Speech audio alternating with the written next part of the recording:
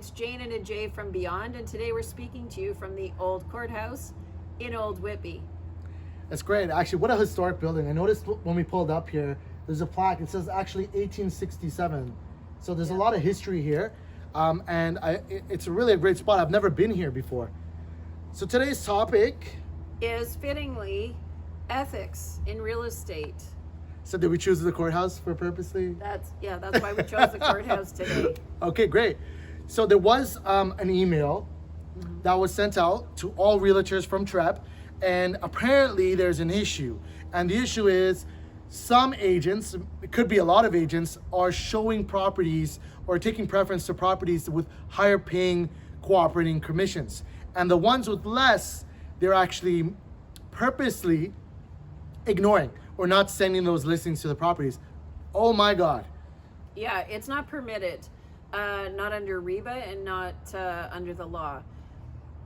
Agents have a duty to show clients every property that fits their needs and their wants, regardless of the cooperating commission that's being offered.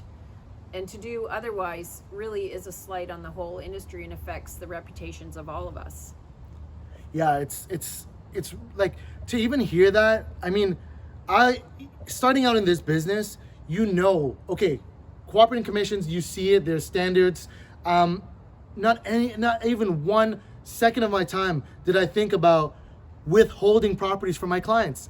Like, it's just not a humane thing to do. No, right? So it's not right. it's crazy. Like, you've been hired from your client to take care of this big major financial purchase, which is their home purchase, and then now you're exercising some sort of power to withhold information.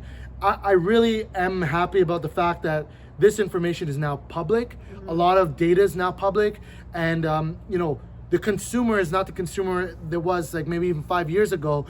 They are doing their own research now, right? Oh, yeah. They're doing their own research. They're finding their own data. So realtors, they have a kind of responsibility to make sure they are consistent with their approach. Exactly. And if you're always acting in your client's best interest, then you won't have a problem. I have literally talked more clients or clients out of buying more houses than I have sold houses in this industry. Are you serious? I'm serious. Wow. I'm serious. I was showing a client a couple of weeks ago, and at one point I'd pointed out footings of a second story deck that were starting to fail, and no offense to the name, but I turned to him, I said, I'm really sorry, because sometimes when we're looking at houses, I feel like a real Debbie Downer.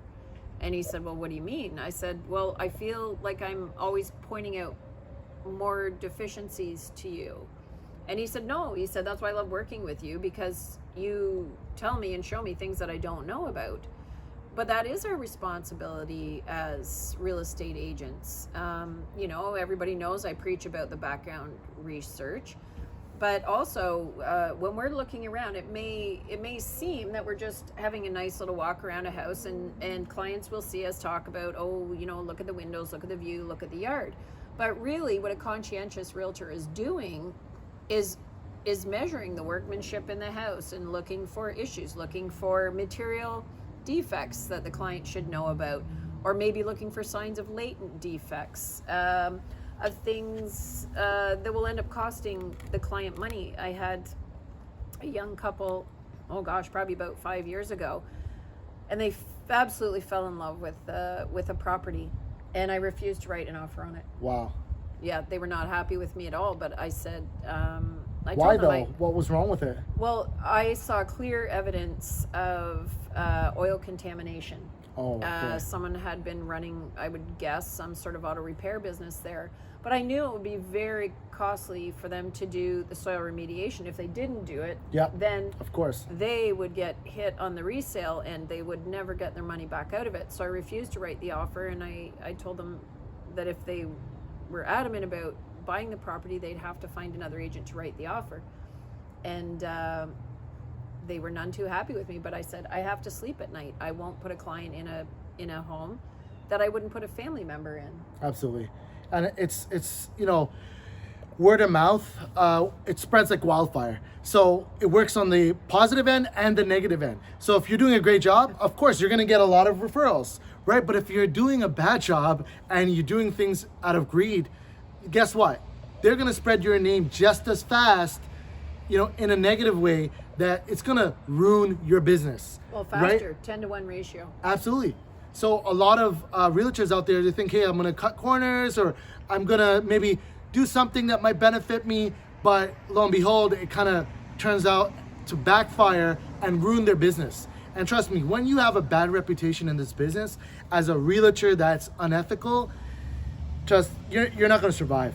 No, you're not going to survive. It's offensive because it affects the reputations of all of us. Absolutely. And if you're acting ethically and responsibly and treating your clients as you would a family member, there's no reason you shouldn't sleep at night. Yeah, absolutely. And it's not like we all skim through the course material and ethics and we say, oh, that's not going to be us.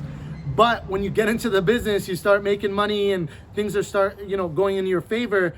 It's very easy to get sucked into this unethical practice, especially with offer presentations. And this is something we're really dabbling with in terms of, the auction of a property, right? Instead of this blind bidding where you never really know what the other party is offering and if there are any other offers. So these are things that we're working on at Beyond to make sure that this industry survives in the future. Yeah, and that right? is a big concern and a big priority for us, is the silent auction as opposed to the blind bidding, where buyers are having to offer $50, $100, $200,000 over asking. We could tell you even more bizarre stories of properties that sell so far over asking rather. And when we switch to the silent auction process, every buyer will know what's on the table. Yeah, and there's some brokerages out there that are doing it already, and kudos to you guys. Keep up the great work. Yeah. We're ambassadors of change, and Jane and I, we're that's what we do, right? So that's our talk on ethics, and reach out to us if you have any questions. We're open to having chats with you, even if you're not part of our Beyond world. That's what we do. We're here to share knowledge and our experiences in hopes that it'll benefit you as realtors to be better realtors. Absolutely. Great. All right. Thank you very Good much. Talk. All right. See you guys at the next one. Have a great day.